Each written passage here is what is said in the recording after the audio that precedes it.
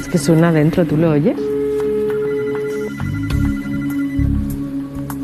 Su mensaje después de la señal. Me cuelga. La policía vuelve a aparecer. El ocupa no tiene miedo. Se aprovecha de que sabe que nadie lo puede echar. Mira, vuelven a venir la policía. Pero este es el mundo al revés.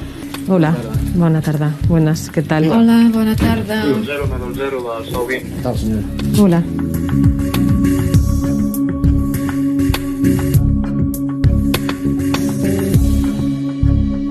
Si quiere romper esta ventana, Oiga, esto no es verdad, ¿eh? Dígame, ¿cuándo? Me está metiendo con mis hijos. Vale, caballero, vale ya, punto. Es el mundo al revés, Abdullah. Disculpe, Abdullah. Yo soy periodista, yo solo quiero hablar con usted. Ya sabemos que está en casa.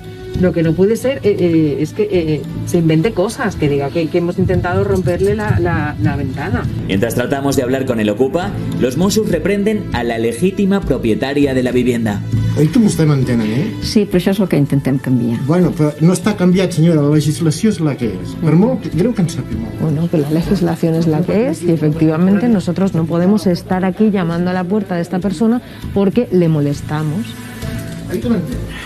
y nos está amenazando con denunciarnos por acoso.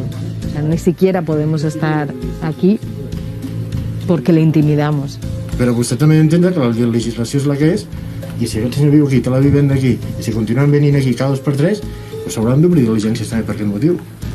Doncs haurem d'obrir diligències, perquè jo vull continuar lluitant per això. I si us fan tornar no patiu, ho sento molt per vosaltres, no passa pas cada dia, però continuarà passant. Gràcies. Pero bueno. Oye. Uy, ¿será posible? Esto es con lo que hay que vivir todos los propietarios que estamos ocupados. Son unos miserables y unos delincuentes, esto es lo que son los ocupas.